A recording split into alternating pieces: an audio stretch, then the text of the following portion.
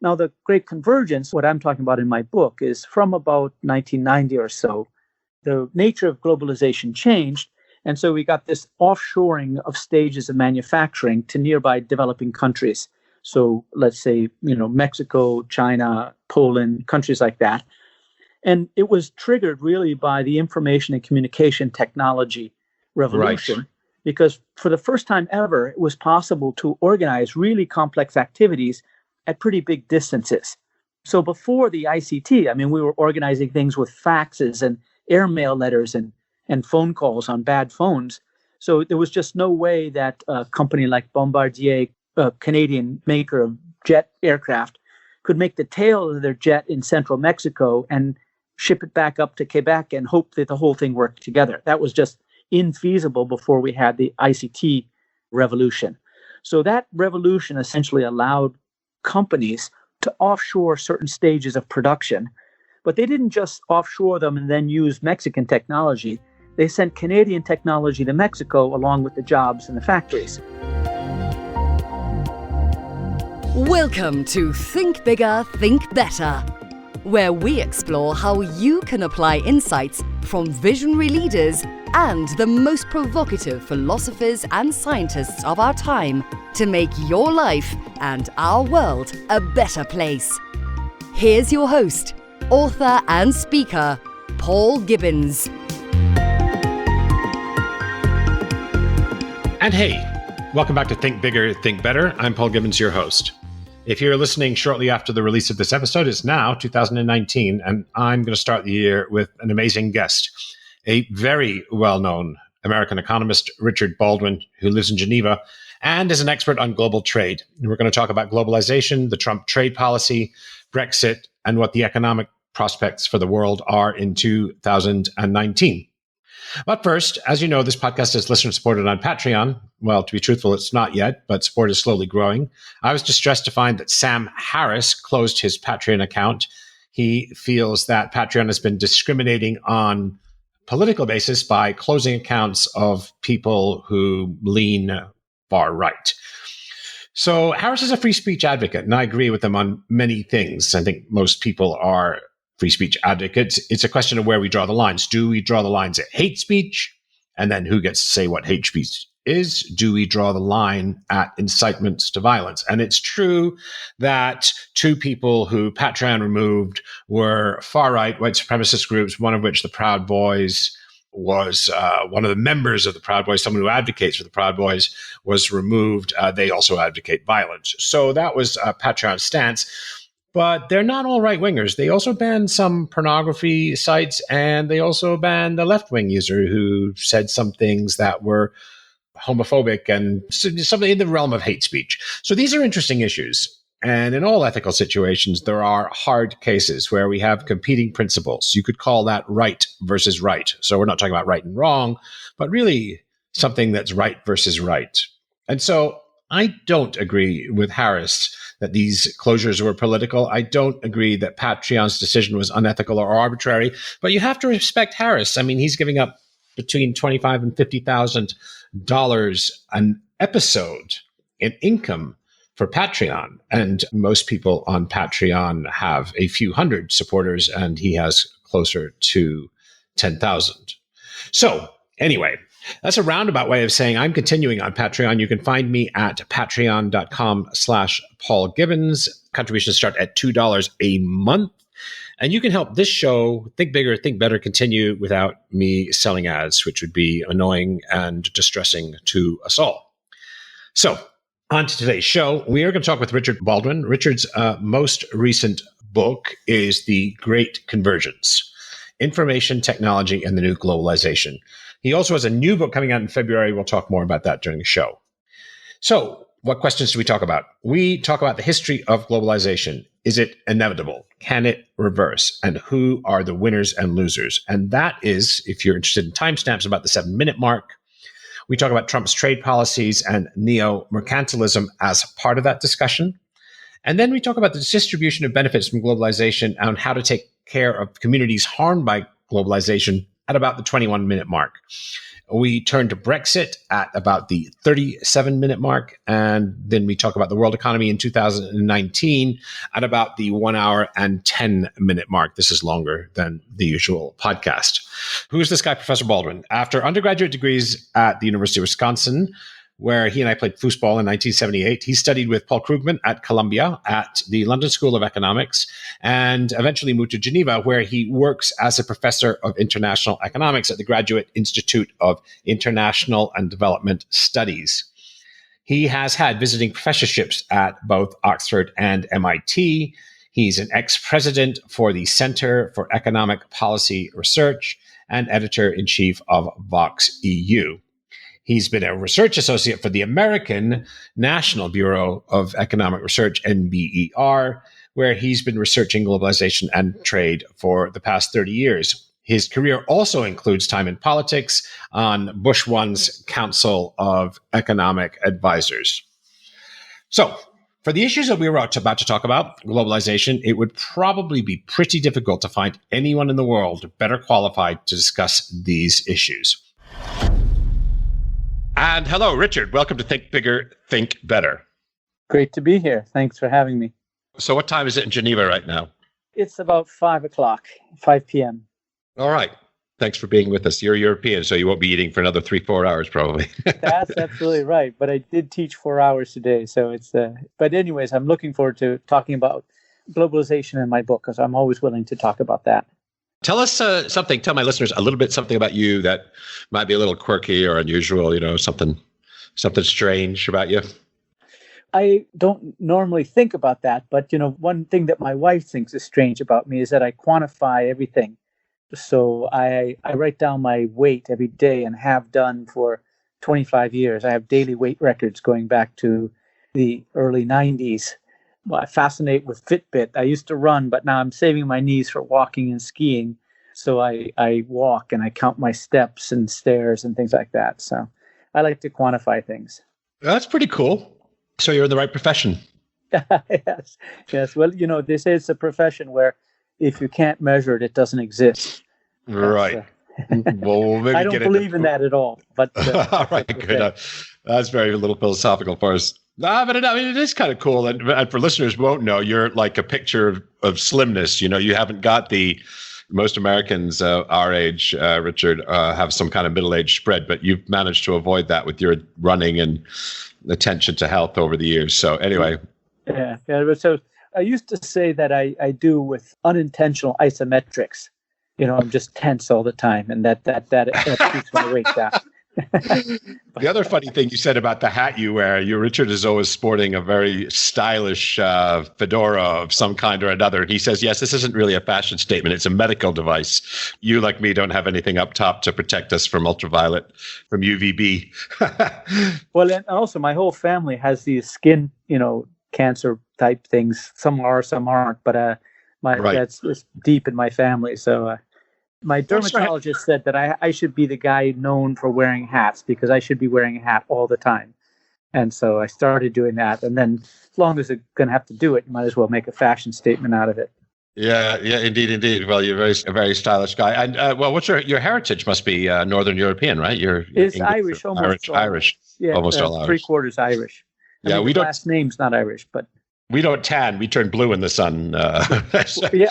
Nowadays, I don't. I used to be. I would get more freckles and sunburned in between the freckles. That's the way I put it. But now my freckles have sort of merged together a little bit. All right, buddy. Well, let's talk about economics. So globalization, not your first book by a long stretch, but your book, The Great Convergence, Information Technology and the New Globalization. Is it true to say that a lot of your writing and career has revolved around the phenomenon of globalization? Is that fairly accurate? Yeah. So at least I started writing in the late 1990s.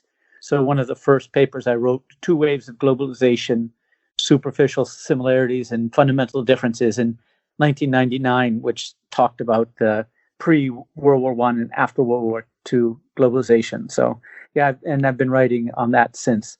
I mean, trade theory is what's been the constant theme, but trade theory is fairly limited, and globalization is sort of trade theory applied to the broader world. but also taking a much broader take on it. So yeah, globalization is one of the things I've done. European integration is another one that I focused on.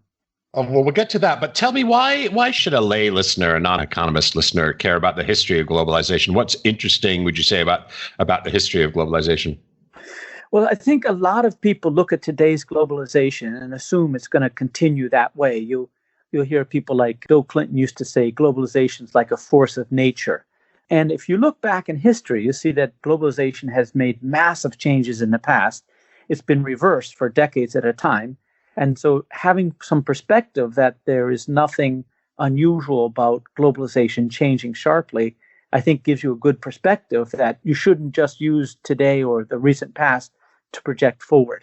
There's no inevitability about a global trade system that continues to globalize, is what you're saying. Yeah, definitely not. I mean, I think it's very hard to roll it back, and technology matters a lot.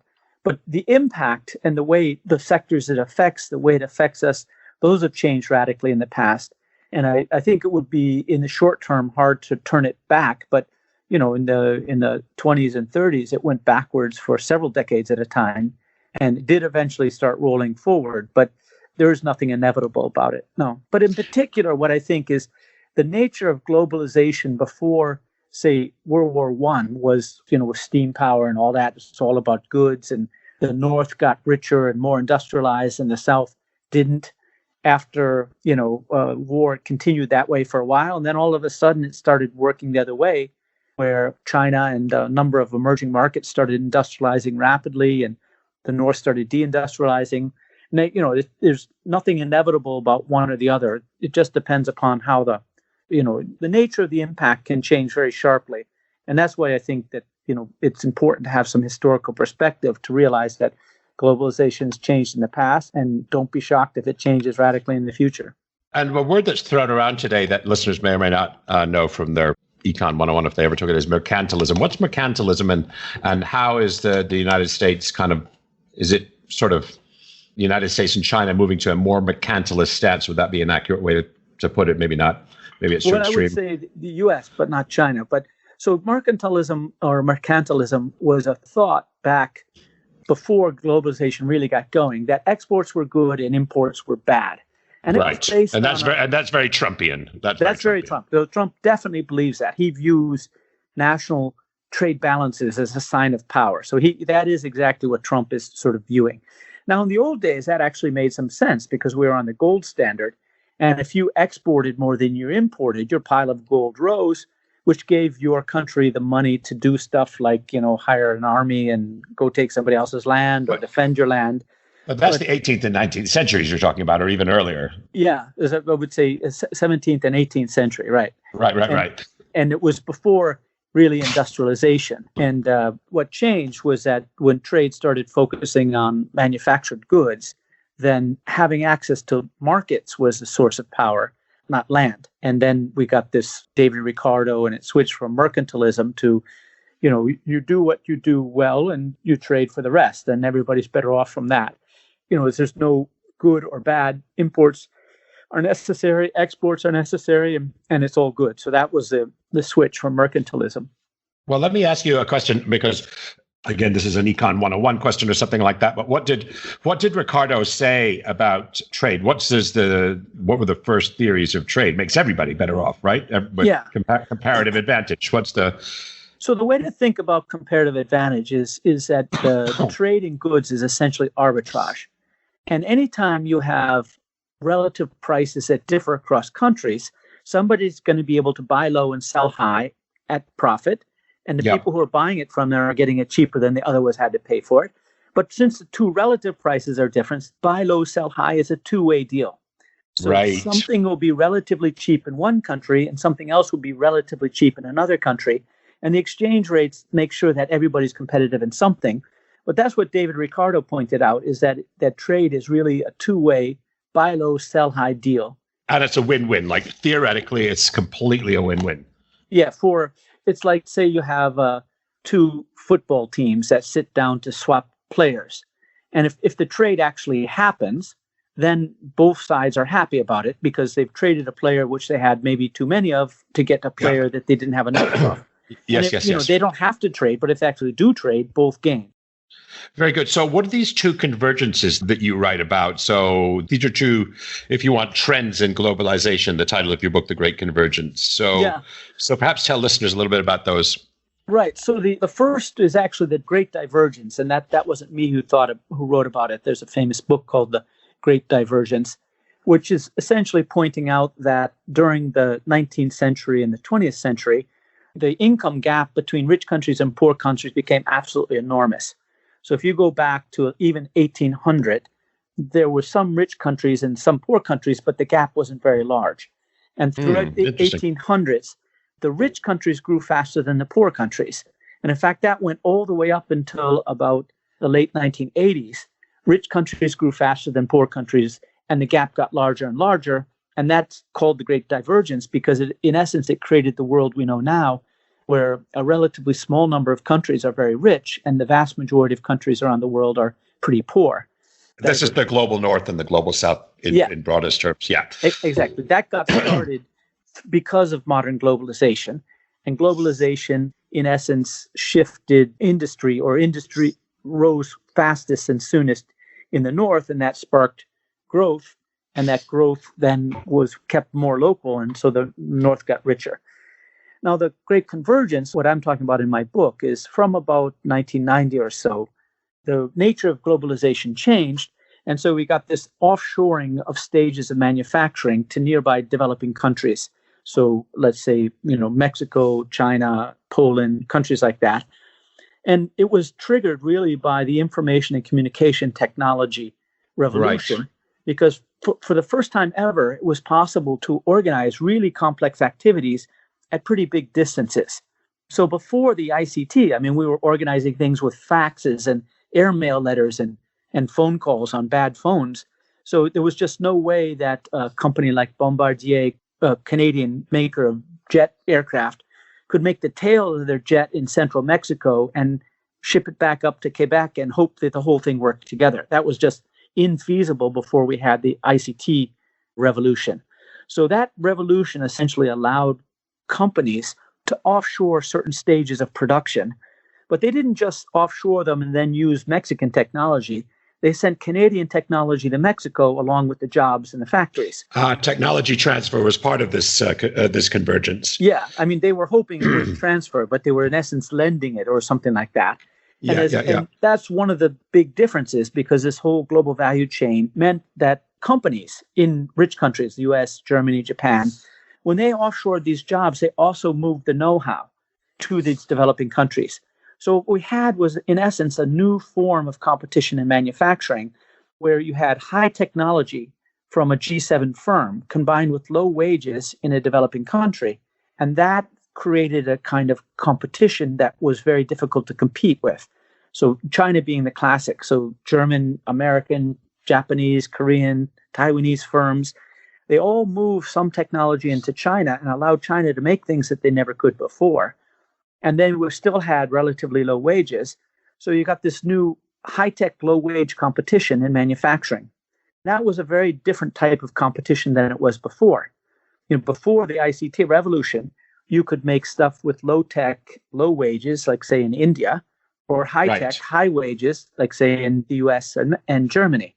Yeah. And now with this second type of globalization, what I call the new globalization, or unbundling of factories, you got the source of competitiveness crossing the borders, not just the fruit of it, if you will.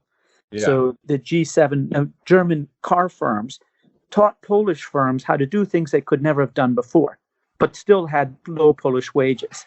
So that was one of the things that really, and that creates a ton of wealth, right? That creates a ton of wealth because you've got high technology and low wages together generating surplus capital. So yeah. So what you got was very rapid industrialization, more rapid industrialization in these handful of countries, China being the most obvious one, faster than anything that ever happened. In 2 decades, something like 16 percentage points of global manufacturing moved from the G7 to about 6 or 7 developing countries, with much of that going to China.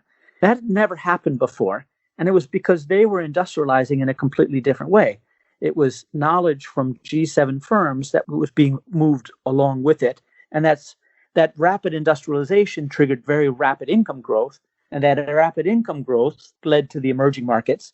It also sparked a commodity boom, and that commodity boom, the commodity, the Brazils and the Ghanas, and all right. That, yeah. So in this story, the ICT revolution allowed the sources of comparative advantage to cross borders to nearby developing countries.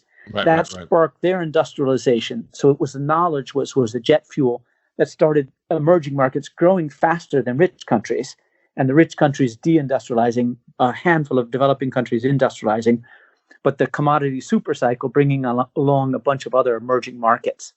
And then there was a few lucky souls like Norway and Australia who were rich and also commodity exporters, so they boomed as well. There were lots of Americans who had a good ride with the commodity super cycle as well. Yes, they're high tech and commodity rich, both Norway and Australia. Yeah. They're blessed with both. So, I mean, that sounds like, as we just said, a ton of wealth was created. And obviously, if you're in emerging China, I believe, I can't remember the precise numbers, but it's something like 500 million people were lifted from poverty during the 30 years of Chinese global economic expansion. I don't know. Is that about the right number? Yeah, I would say, I mean, the number I use is 600 million, but in all the emerging markets, part of them in India, part of them in China, but it's hundreds of millions of people went from living on a couple dollars a day to living on $10 a day, which makes an enormous difference. Big deal. Yeah. Big deal. When you live on $2 a day and something goes wrong, people die. Yeah. Like somebody breaks a leg, somebody dies. Or that's it. Right. Yeah. And whereas when you're on $10 a day, you can afford stuff. You can send your kids to school. It's a complete revolution in and if you're Chinese, you save $2 of the $10 a day. Right. There you go. Yeah. But it's fair to say that, and now this is kind of the politics of the whole thing. I know you're an economist, but you're not shy about talking about politics. The politics is the gains are unequally distributed, which is the world that we find ourselves with in the early 21st century. Is that where the story goes next, or is there a bit in between? So there's international politics and there's domestic politics. So if you look around at do people like globalization, the emerging markets, it's very popular because they've seen fantastic growth, and most of them associate that with globalization. If you look at many of the richer countries, it's much less popular, especially in the countries that don't have good social welfare systems to help people adjust. But in some sense, it's I can't think of any of those. You can't think of any of those, right?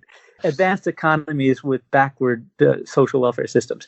But in any case, let's say like the global South loves globalization. The global North finds it problematic. And then inside, so in the emerging markets, there's some stories, but they're not very interesting. And in those, it's like urban, rural, but there's, by and large, all the boats are rising in the emerging markets. In the rich countries, there's really a big win-lose thing. So this has been focused mostly on manufactured sector, and it has led to a relatively rapid decline in the number of jobs. And those jobs have been quite concentrated in certain areas, Rust Belt type things. And it's led to devastation of communities when there's no obvious jobs for them to take. So now in the where are they going to go? Yeah, the immobility of labor, right? It's tough to pick up. Yeah, especially if you're broke and all you know how to do is a low-wage manufacturing job. It's pretty hard to pick up sticks and move to Silicon Valley. Yeah, and since everybody in your community has lost their job, your house is no longer worth anything. You can't sell your house and move to California and buy a house in an expensive place. But also, if you're 50 years old and used to earning $24 an hour in a factory, there's just no way you're going to get anywhere close to that unless you're super lucky. So it's caused a lot of disruption. But at the same time, these same workers are competing with robots. So, I mean, they got the double whammy that they compete. Oh, right. So they've been kicked in the ass twice, if you want. Yeah. And it's all focused on manufacturing. So that was It's, I think, some countries, Richard, if I may interrupt, some countries have handled this better than others. I mean, some countries have trade adjustment policies that, in a sense, what we're talking about is a market inefficiency. Everybody's eventually better off, but in the short term, some communities are absolutely devastated. Is it true that some countries handle that through policy much better than others, that take care of the people who are the big losers? Because, America as a whole has grown much wealthier. But if you're a dude and your community's just been devastated, the fact that America as a whole is richer is an abstract, it's almost a sick joke, right? Right. So does anybody handle that well or better, shall we say? Sure, sure. So, I mean, in fact, almost every other rich country in the world handles it better. All the European countries have much more elaborate schemes, but there are actually those are retraining. They're what sort of schemes are we talking about here? Well, so I think the one important point is that they're not tied to globalization or automation. It's just that, as you said, it's retraining, it's re-education, it's housing support if you need it, it's income support if you need it. And for instance, universities are free. There's lots and lots of help systematically, but then also many of them have free healthcare, nationalized healthcare, like Medicare for everyone. And a lot of these things make it easier to believe that the winners and losers, both from automation and globalization, are sort of sharing it out. And if the shit hits the fan, at least your kids are going to college, and you won't die from something that's preventable, or you at least have health care for your family. So there's a cushion between you and the rock bottom, I guess. Exactly. So you can see it in the inequality numbers. So the pre-tax, pre-transfer inequality numbers have risen basically everywhere in the advanced economies. But they've risen, the post-tax and transfer have risen much less in many Europeans than it has in the US, which is more or less it's a rugged individual, you're on your own. But you don't have to go to Europe. I mean, Canada has a healthcare system where, people don't go bankrupt because of this. They have more support for adjustment, and they have, the universities are cheaper. And so the government looks after the people more. Japan is the same sort of thing. So it is basically a system of, but as I say, it's really, it doesn't matter whether you lose your job because of climate change or aging or automation or globalization. There's these systems that help people adjust, and the government views it as part of their job to help people adjust to economic shocks. And in the US, I mean, it was much more like that under the New Deal, it was much more like that, but it sort of faded. And now the basic idea is that, if you're unemployed, it's because you're lazy or stupid. And it's up to you to adjust. Best of luck, buddy. Yeah. So, and the healthcare is a problem, the incredible price of university education, people getting all this debt and stuff. So I think that has also affected people's attitude towards winners and losers. Now it's sort of all coming to a head because it just seems completely unfair. But healthcare is not just a moral issue, or it's not just a humanitarian issue. Healthcare is also a competitive issue. I mean, Americans pay, I think it's 17.4% of GDP, American GDP, whereas the average in Europe is closer to 10, roughly speaking. So Americans are almost paying twice as much per capita and covering way fewer people, obviously, right? Much smaller percentage of the population. So, and this is borne mostly by American corporations. The healthcare tax of corporations must be a competitive problem. It is. I've heard that in the audio industry, that one of the edges that the Canadian workers have over American auto workers is that they don't have these big healthcare costs. A few years ago, I heard a GM executive say that his largest supplier was Blue Cross Blue Shield. Right, I've heard that. Insurance. I've heard that. Isn't that's insane for an auto manufacturer? More on that than steel. That's an insane number, right? That's crazy. If you will permit me a 10-second commercial break, Think Bigger, Think Better only survives through the kindness and support of patrons. I refuse to sell ads. If you're enjoying it, why not hit that Become a Patron button on Patreon or on my website, paulgibbons.net/subscribe. And now back to our show.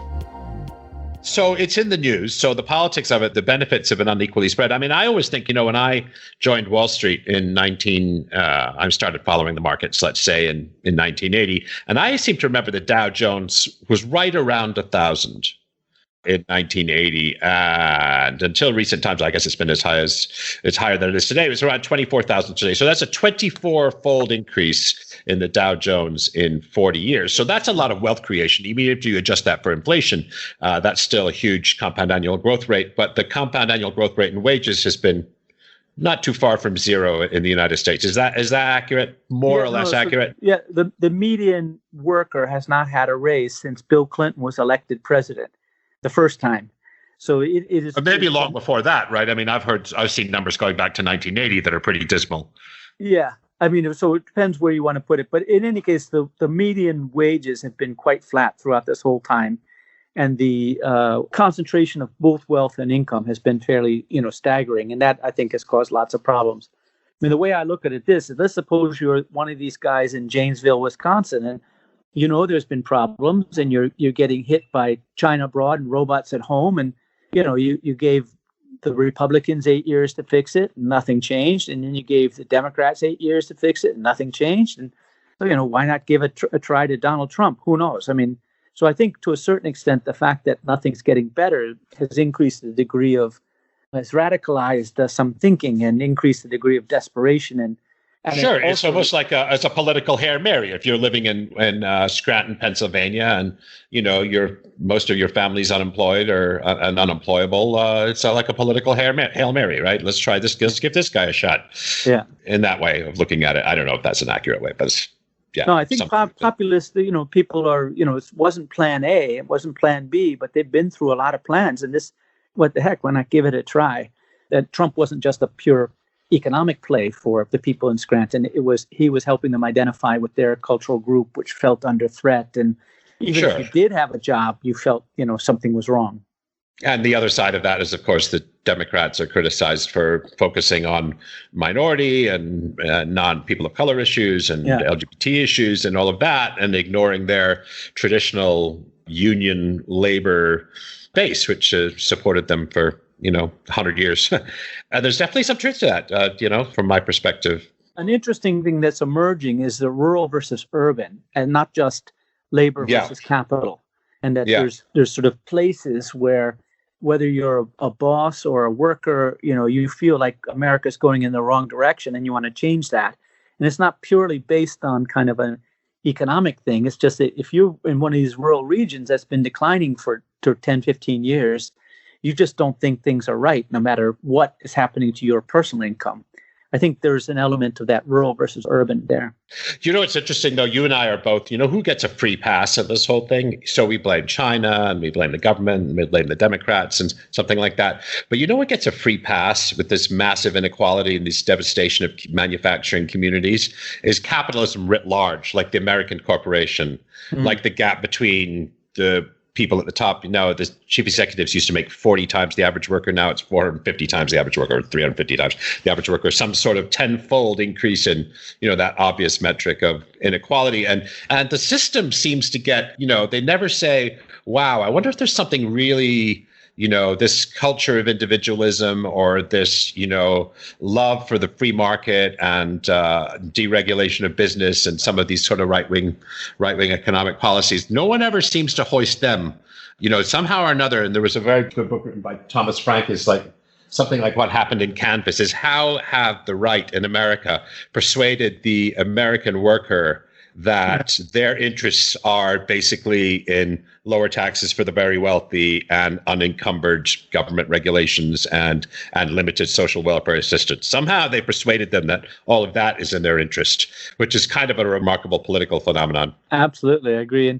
And for a long time, it was very subtle that they called it the Southern strategy, where they got the sort of, the angry white men to vote for Republicans because that was more patriotic and it was more standing up for their values and things. And then they used the votes to cut taxes and deregulate and destroy the unions. And yes, that's right. And yet you still had people voting for it. And Trump is a whole new ball of wax. He's just more explicitly anti-immigrant, explicitly basically racist and misogynist, supporting all sorts of things quite explicitly. With these Nazis, for instance, at this rally in Charlottesville. And sure, there's some of them are very, very fine people on both sides. So, and that has actually rang a bell with people who are saying, like, the U.S. is going in the wrong direction and we need to recorrect it. And it's desperate times. And this guy is not your normal American president, but we need somebody to do this. And I think that resonates with a lot of these people. And that's what I was saying. So at some point, it turns into like a tribal thing. And so even if you personally are doing okay, you may want to vote for him. But we'll see. I mean, I think that the outcome has been so disappointing. Things are not getting better. The opioid problem's not getting better. Diabetes, healthcare, all those things are not really getting any better. And yet the huge tax rate cut went to rich people. The debt's going up. Looks like it's all paid for by debt. And so we'll see if people are sure. still. I mean, he's trillion dollar deficit. I think is it next year or 2020? $1 trillion deficit in 2020, which would be unthinkable for a Republican administration. You know, in decades gone past. Let's leave the United States behind. I'm sure my listeners are also really curious about another sort of anti-global, well, maybe they are, maybe they aren't, but Brexit, the other anti-globalization. Well, there's more than just two, but anyway. But let's hear an economist's perspective, if we may, on Brexit, because European integration is one of your things, right? So yeah, I have a textbook called The Economics of European Integration, and we just put the 6th edition to bed, right, with this. Oh, wow. That's an impressive 6th edition for an economics book. That's remarkable. Yeah. Oh, I guess Samuelson Economics 101 is probably his 40th edition, 40th edition or something. Right. Anyway, that's what I read in 1978. The thing is, people assign it to a class, and then they're too lazy to change their notes. So the things tend to have long lives. I think what you and I have to do is write one of those, bro. Well, the thing is I think I sell 10,000 copies every 3 years. And so it's a little bit of money. It's a capital thing, but it's not. The market for textbooks is a complete pyramid. If you have the textbook for Economics 101, like Mankiw, the guy makes millions. He sells millions, and therefore he makes millions every year. And then you go to the next level up, you have 1/10 the students for the second class, like say international economics, Obstfeld Krugman. But he's still making hundreds of thousands on that. You go to the next class, like economics of European integration, you're working on 1%, and you're lucky to sell 10,000 books every 3 years. You make a few dollars a book, so that's not crazy money. Yeah, that's what I make. I make like $5 a book, and so even though I sell thousands, it's not going to put anybody through college. Yeah, it's kind of funny. Nassim Taleb, who I'm sure is you either have a love-hate relationship with him if you're an economist. I think mostly hate, but he talks about Extremistan. If you have 100 people and one of them is Bill Gates, the average income is very far from the median income. Anyway. Right. Yeah, that's true. That's true for authors. But anyway, let's talk about Brexit.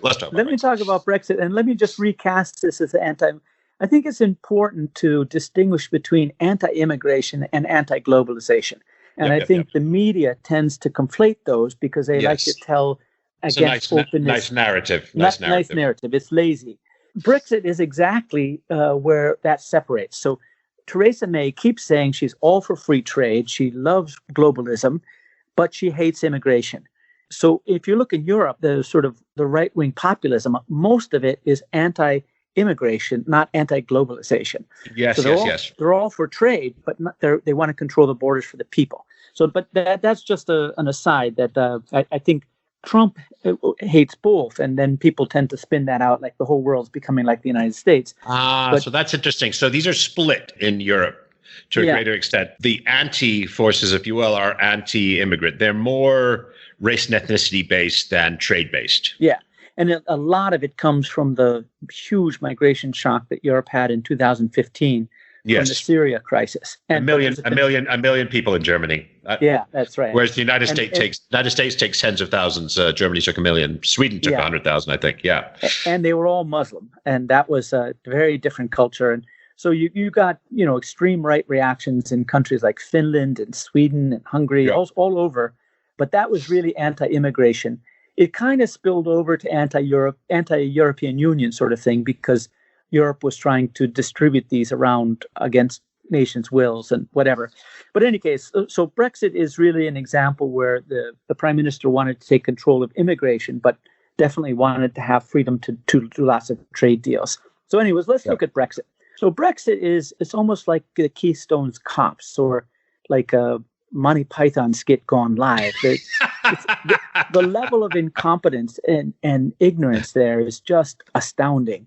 And, when as a trade economist... But these guys aren't dummies. I mean, Boris Johnson went to Eton and Oxford, right? The guy's not a dummy. Rees-Mogg, not a dummy. David Davis. None of these guys are uneducated guys. They're not like, quintessentially a Trump sort of guy, right? That never reads. These guys are super well educated. So one question is what persuades them that it's a good idea, and how have they managed to persuade 51% of the British electorate? Now that's the fascinating thing. Yeah. So actually, a lot of them are completely ignorant about trade. So it's a religious thing to them. So I've met many of the Brexiteers like John Redwood and Ian Duncan Smith and Don Davis and Peter Lillico and the trade minister Fox. So I know these guys, but the thing is, for them, it's like, think about, you want the right for women to vote. That's like the level of which that Britain being told by faceless bureaucrats in Brussels, that just upsets them so much. It becomes religious fervor.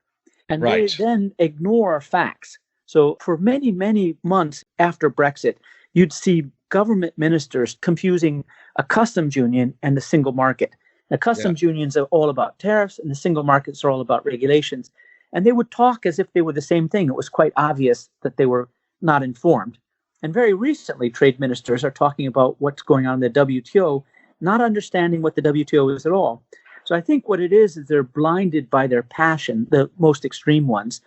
And again, just like with Trump, the people who voted for this are people they have a real disease, which is deindustrialization and stagnating incomes and depressed regions. And they just lashed out against the European Union because it sounded good to get rid of it. For American listeners, if you were at London or the Southeast or the super most prosperous parts of the United Kingdom, you were very, very in favor of remaining in the European Union. But if you were with a deindustrialized North, where a lot of non-white immigrants have historically gone, and a much poorer part of the country, the north of England, much in a way like the south of the United States, in some respects, well, in very few respects, but in some respects anyway, you were, let's get us out of here because I've got these non-white neighbors, and there's, all these metaphors like we're being flooded with immigrants, which is, patently untrue. And again, blaming the Europeans for what's a problem with the distribution of wealth in the country and the distribution of benefits, of economic benefits from the last 40 years, rather than blaming the economic system, we're going to blame Europeans. Yeah, that was very much that. It was also a very strong age dimension. So retired people, unemployed people, old people all voted for Brexit. Young people, employed people voted majority for remaining. So there was also an age schism as well. But that's correlated with this stuff because the young people have left the declining regions, the heartland of Britain, so to speak. Yes. Well, they all migrate south, right? All the, if you get a good degree from university, you go south and become a management consultant or something like that. Or Yeah. So from an economist's perspective, let's talk a little bit about two scenarios. One, May's deal gets through. What does that look like economically for England? And then what seems increasingly likely is the no deal scenario where they fall back on the default settings, if you will, of the WTO. Like, what do those two things look like from an economist's perspective? Right. So the May's deal, hard question. Sorry about that. No. It's a complex question. Complex question. You get asked it all the time. I know. Yeah, I follow it and talk about it quite a lot. May's deal is we don't know what the future trading relationship is. So the way this works is the withdrawal agreement, as they call it.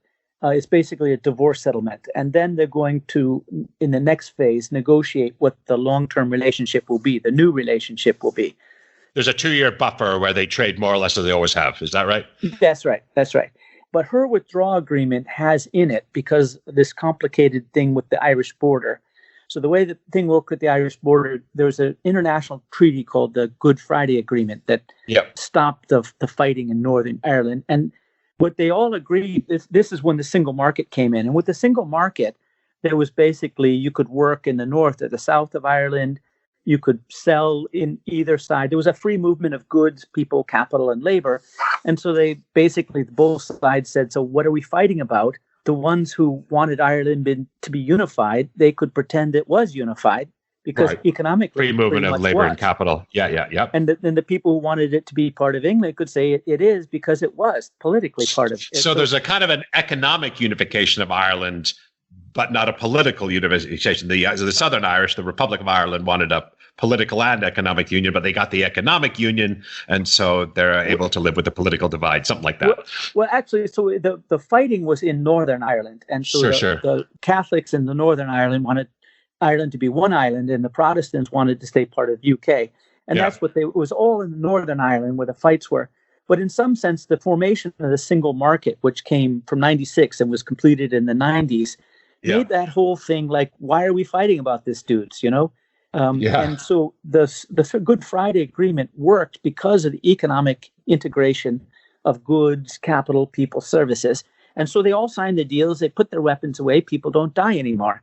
Now, the trouble is when the UK leaves, if that border goes back up, the whole deal's off. And so early on in this whole Brexit thing. And that's economic collapse because something like 70% of the, some ridiculous portion of trade in Ireland is across that border or something like that, right? Some big number. So that's in your breakdown scenario that could happen. But let's say just, a sort of normal agreement where they leave, they become like Switzerland and Norway, you would have had to put border controls back up. And those border controls would start to be a focal point for terrorism.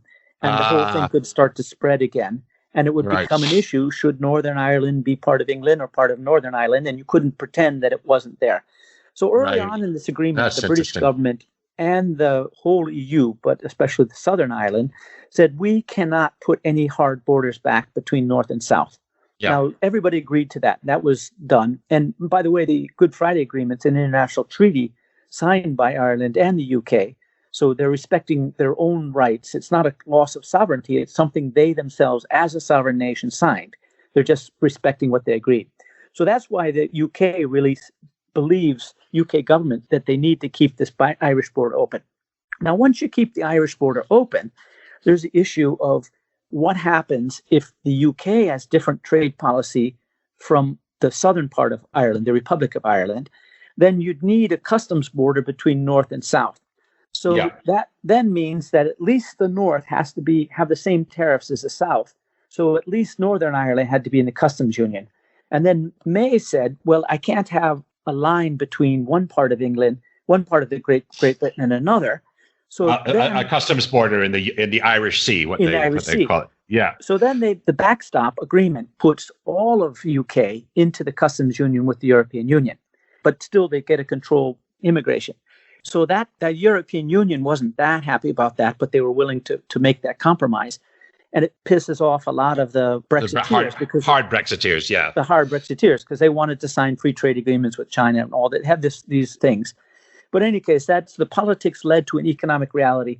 But all of that is on the divorce agreement. But because of this Irish border, the divorce agreement puts a limit on how separated they can be, even in the future trade agreement.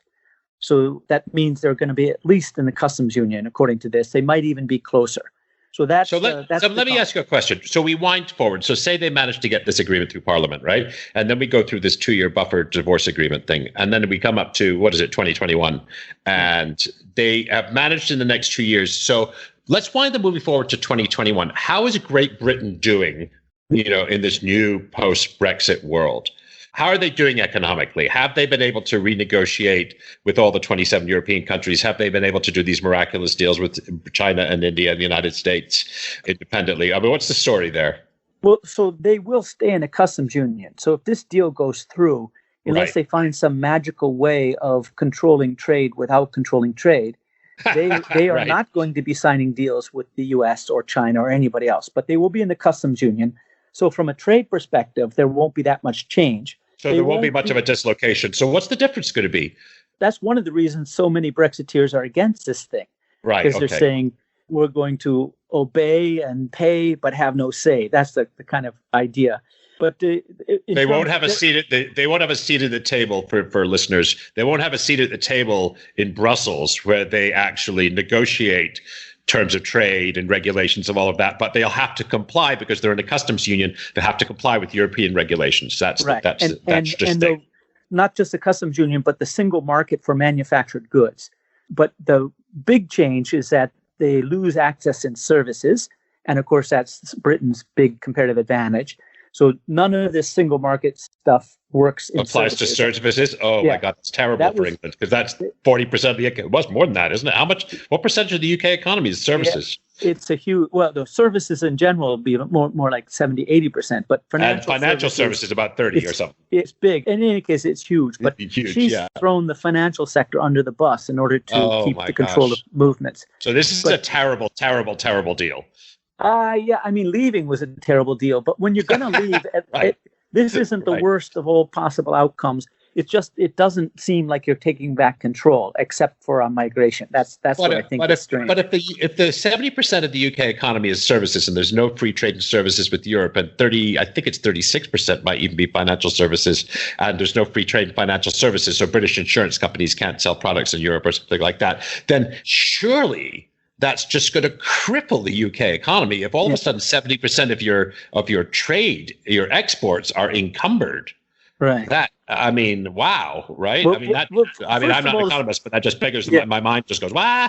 Yeah. No, that's what I think you're sort of seeing, that almost everybody hates this deal for one reason or another. But anyways, on services, it's possible that they'll do some equivalent stuff. So, for instance, Switzerland doesn't have free access and services, but some Swiss services get to be sold, etc. So they could do. So there are workarounds. Yeah. But the people who do the modeling say that May's deal would, lower income by, between 3-5%, something like that. Not per annum. Per annum or a big hit, just a one-off hit. One step down and growth resumes, but everybody's 5% poorer at any point than they would. But that's 2008, right? That's about what happened in 2008, give or take, right? Or something worse than I guess that's right. Yeah. But it's not as if you really, like, for example, the Norwegians didn't join and the Swiss didn't join. They're paying an economic price to pretend they have sovereignty. And it seems like a good thing to them. So, but anyways, that's if it goes through. It would, it's the trouble is the deal. This is good. So this is the good part of the two options that are on the table right now. Here's now here the other shoe drops. Like, what's the really terrible outcome? Right. But just on the thing about May is that it reveals that the promises made by the Leave campaign were lies, that they could have economic independence and not pay any cost. And which was dealing with reality, says, we have this trade-off, how much control we have, how much damage we do to the economy. And she put that down in a particular place. And the perverse thing is, of course, she was a Remainer. She was a Remainer, right? But she's the thing that it showed up with was she's very strongly anti-immigration, and she was the Home Secretary, which would be like the head of the Department of Homeland Security, and so she was trying very hard to reduce immigration for years under Cameron's administration, and so what she's prioritized is controlling immigration, and she's basically traded almost everything else for that. And so she ended up with the customs union sort of as a way of getting not so much damage to the economy, but she still gets to control the thing. Anyways, so now let's look at the crashing out. The trouble with the crashing out is the transition. So ultimately, if Britain leaves and becomes a free trading area, they will take a fairly big hit. But people they model it it'll cost 6% more for exporters to sell to Europe than they would. And it's important to say that absolutely every country around Europe has a free trade agreement with Europe. And the UK would not have free trade. So it would be at a pretty big disadvantage, and it would suffer for some of that sort of stuff. Until it can cobble together the sorts of agreements that Turkey and other non-EU countries have.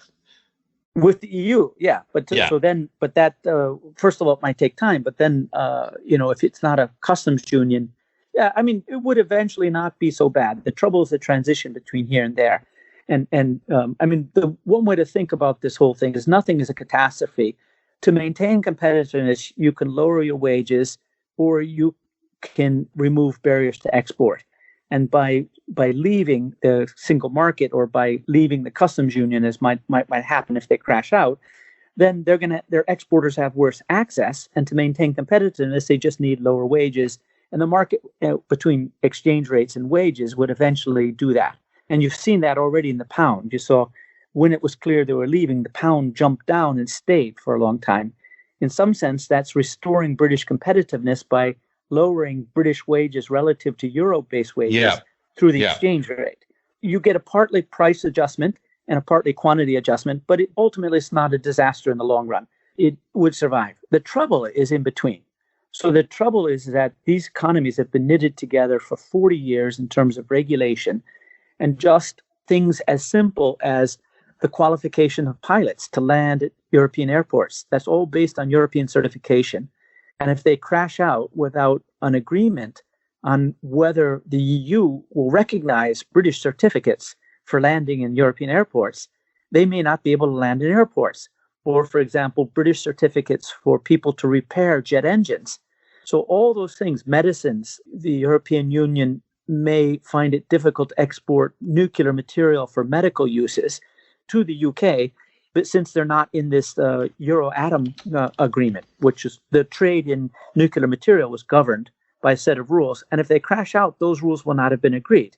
So there's like a million different things. And then on top of it, there's the customs union chaos.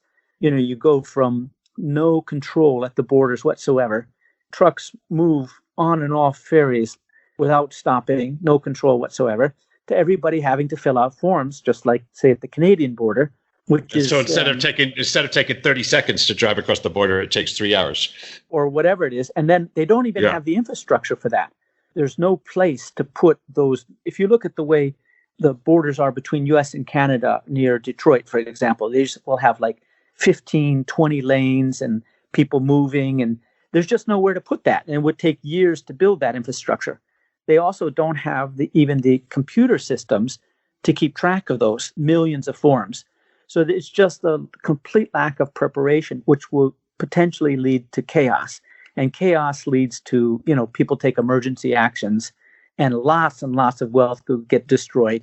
A lot of their food comes from France, fresh food. That might not make it through. Medicines, there's lots and lots of things that could go wrong. It's hard to know exactly what happens because it would essentially be a train wreck. And 40 years of regulatory integration. So what do the modelers say about this? What do the modelers say this dislocation? The Bank of England is talking about 10-15% drop. That it would be at least, the impact would be at least as bad as the financial crisis, right after the financial crisis. That's worse than the 1930s, isn't it? That contraction is even worse than the 1930s. Well, I'm not sure I don't know if they're going that far, but it's a big drop and disruptive. And the main thing is the aggregate numbers wouldn't tell you the story. It would be, stuff would just go wrong, and nobody really knows exactly what would go wrong, but it would be all unpredictable. And the strangest thing is that the European Union would then be kind of in charge of granting exceptions and things like that. So the control would be in the European Union. But in any case, it would be very much like a company going into bankruptcy unexpectedly. Just lots of things go wrong, and you actually don't know what's going to go wrong.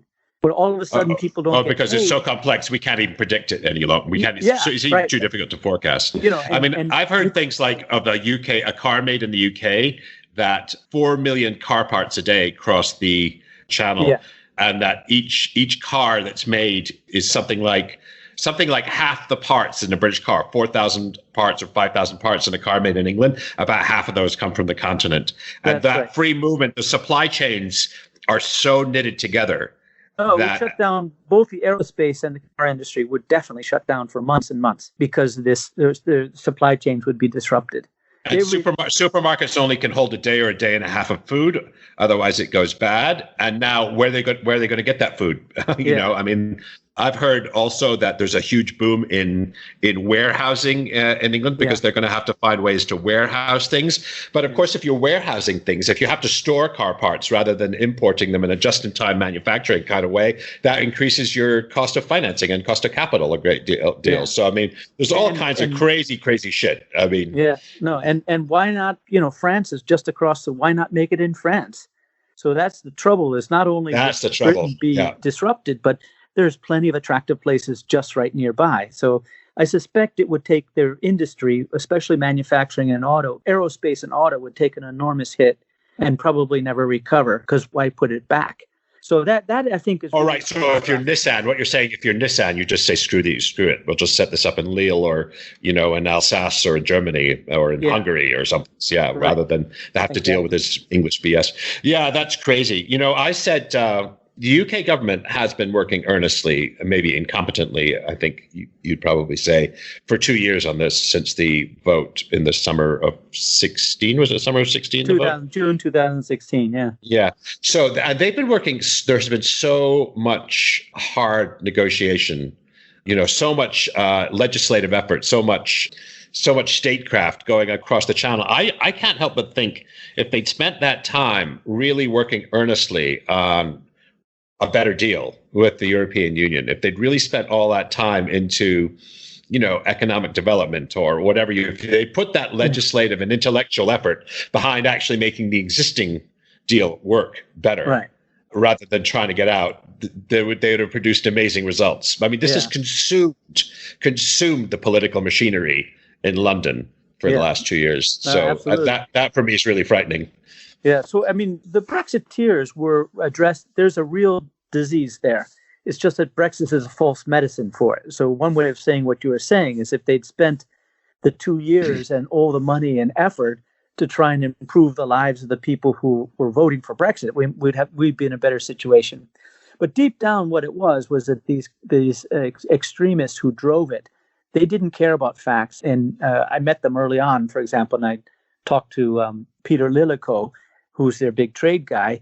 He wasn't aware that there was issues in the WTO. It was, it's not an automatic thing, and they're having problems with that.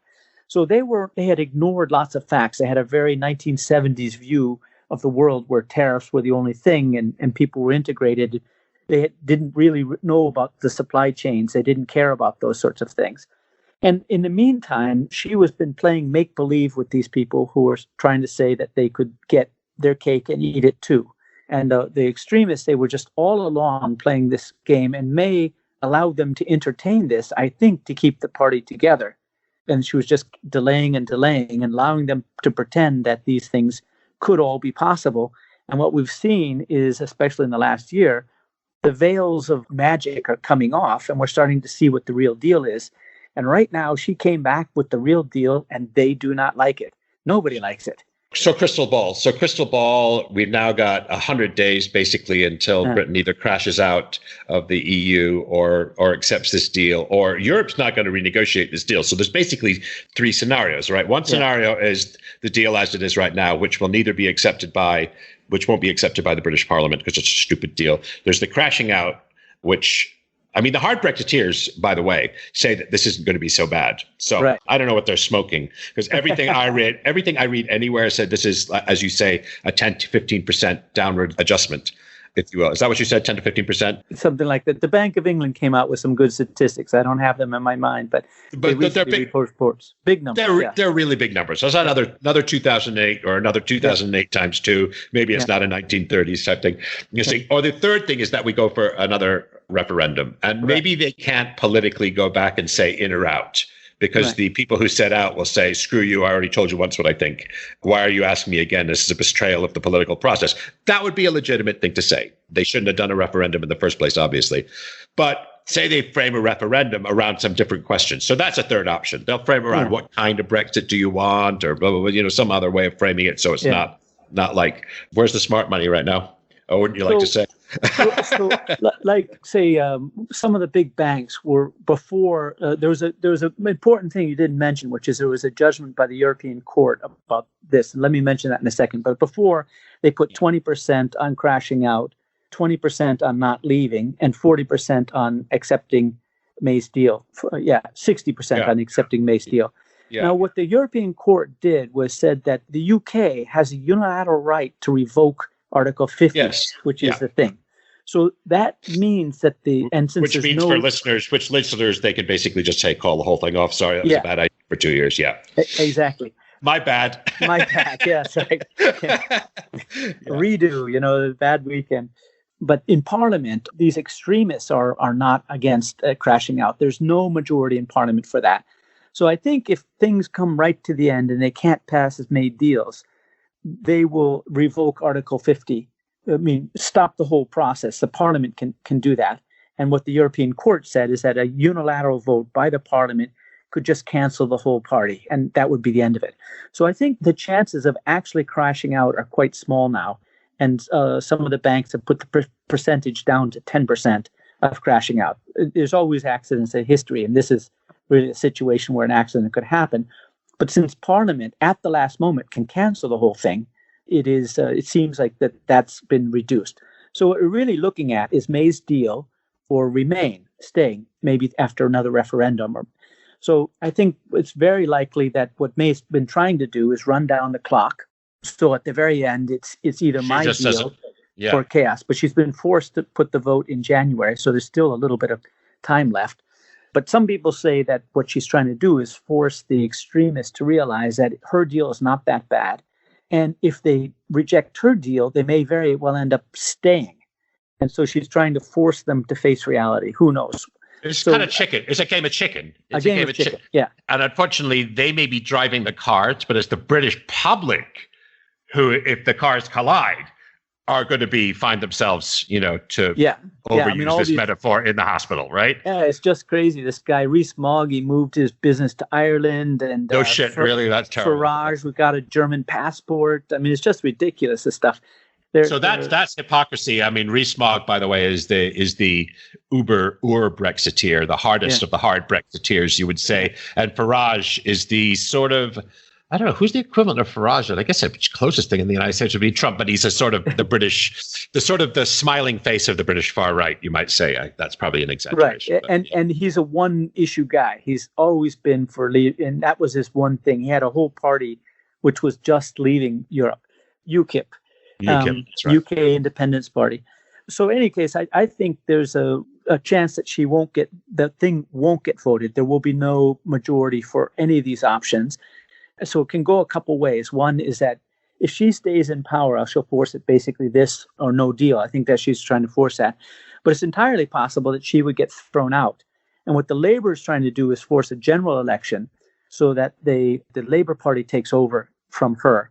And then the Labour Party could reset. So I think if they threw May out, the whole May government out, and she lost the confidence vote, and they had to hold a new election, probably the European Union would give them more time to have the election. And so the European Union can unilaterally extend it, but you need all 27 members. Everybody except the UK has to agree with it. And the UK has to agree with it too. May will never ask for it. But still, if May loses power and they're holding a general election, that would work. A lot of the people, including all the former living prime ministers like Gordon Brown and Blair and Cameron, are saying, look, there's only one way to solve this. There's no majority in Parliament for any deal. We have to go back to the people. And so we asked the people quite simply, you said, let's leave, but you didn't say leave where. Now we know your options. Your options are May's deal or stay. That's possible. So it could also, one option is that you do, like a May's deal, remain, or, go back and renegotiate the whole thing. That would be option like that, or crash out. No, so it's like May's deal, remain, or crash out. And you could have a 3-party vote, and, you vote twice, and they have things like that. So and the 3 prime ministers are the center right, the center, and the probably center left. I mean, so there's a sort of a consensus across the left-right divide anyway, that we need to go back to the people. And it's like what Sherlock Holmes said, when you eliminate all the possibilities, whatever's left, no matter how unlikely it is what's going to happen. Right. So I think, personally, I put a quite low probability on the train wreck, the crashing out thing. And I think the more realistic options is that May loses and they hold a general election, or they have a second referendum. I think those are the more likely ones. But there's still a good chance that the May will terrorize these extremists into voting for her package deal, because if it looks like they may actually remain, or God forbid Labour takes party. I mean, Corbyn is He's inept beyond belief. He wants to nationalize industry, raise his taxes to, he's an old-fashioned Trotskyist 1970s guy. And he's been singularly inept on Brexit. Because he wants out of the European Union for different reasons. Is too capitalist, quote unquote. There's always been a far left objection to Europe as being too capitalist. These are like pro-Soviet. Which to an American point of view is just just crazy. An American looking at the center of Europe, the 27, as being too capitalist is kind of a left, right? No, but Americans don't have that kind of left-right perspective. They see left and right as Democrats and Republicans, whereas they don't know that a centrist Democrat in the United States would probably be a center-right, or even, quite far to the right of center in Europe. Yeah. So let me ask you 3 more questions. I mean, do you have more? Well, finish your thought, and then I just want to put some stuff on the table that we can wrap up with. But go on, finish your thought. So I'm relatively. I think we'll have a huge turbulence, But I think it'll come out with a damage, but not catastrophic damage for the UK, whether it's a new election or a new vote, or they take May's package deal. None of those are great, but I don't see the train wreck. Well, thankfully, hopefully, right? From your lips to God's ears, as they say, Yeah. and that's Judaism. But listen, there are three things that are on my mind. We've also been going a while, so maybe we ought to cover two of these very briefly. And one of them is your new book, which is Globotics. So I want people to hear about that. We might have to do a separate podcast on that in a few months. Absolutely. And then the economic winds of 2019. Like, are we heading for a slowdown? I mean, the IMF is saying 3.7% growth, but what are the forces that we ought to be thinking about? So those are maybe Globotics at maybe some greater length. What about that? Okay. So Globotics, I wrote this book because I'm following the discussion on the future of work, and I think people are making two fundamental mistakes. One, they're talking all about AI, but a great deal of it, thinking about robots like industrial robots and manufacturing robots, which is what globalization and automation have been in the past. But there's only 10% of the workforce in factories. So what actually happens there doesn't matter that much. Not all of those 10% are things that can be replaced by robots. They're more like engineers. But what the automation is going to come to the service sector through like robotic process automation and essentially software and algorithms that take office jobs. So you're actually talking more broadly. You're actually including, I think, under that artificial intelligence as well, right? Yeah. No, absolutely. Yeah. So I think people are talking about the future of work, and they're all on about artificial intelligence, which is essentially a form of automation. And one mistake is that they're confusing the automation that happened in the manufacturing sector in the past with the automation that's going to happen in the service sector in the future. The second big mistake, and that's where the title of the book comes from, is digital technology. The same technology at the same pace will change globalization. In particular, it will pare down the barriers to trade and services so people can sit in offices in one country and do things in offices in another country. A little bit like what we're doing now between Switzerland and America. But that globalization will then be in the service sector and more wage competition in the service sector. So that automation of service sector jobs and the globalization of service sector jobs is coming at the same time and hitting people who aren't used to it. So that's why I called it Globotics, which is globalization and robotics smashed into a ugly but hopefully memorable word. It's certainly memorable, and I think you're probably right on both counts there. Right. It's ugly, yeah. You know what we should do? We should do a whole podcast on this because I'm just looking on Amazon. That comes out February the 8th, according to Amazon. Is that about right? In the US, yeah. It's in January 20th in the UK, yeah. So why don't actually redo the book justice and do maybe not an hour and 10 minutes on it, but why don't we do another one of these 45 minutes on just that? Because I don't know that it's fair to you, and we're also at the end of the podcast. I don't know how much people listen to the end, but everyone like that. I want you to be able to, talk about the ideas in that book more fully. I also want to read the goddamn thing before we talk, right?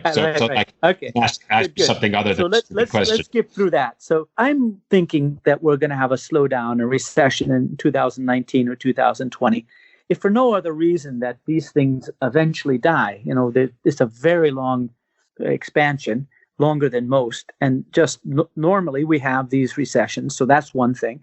I think the trade disturbances are causing a lot of concern, and people are just waiting and seeing. And all you need is a whole bunch of people to postpone investments and purchases of big items, and you get a recession. And then the third is that inflation is actually picking up. And if you look at what the Fed is doing, they seem to be following very clear rules. When inflation is picking up, wage inflation is now finally picking up, and they're trying to cool down the party.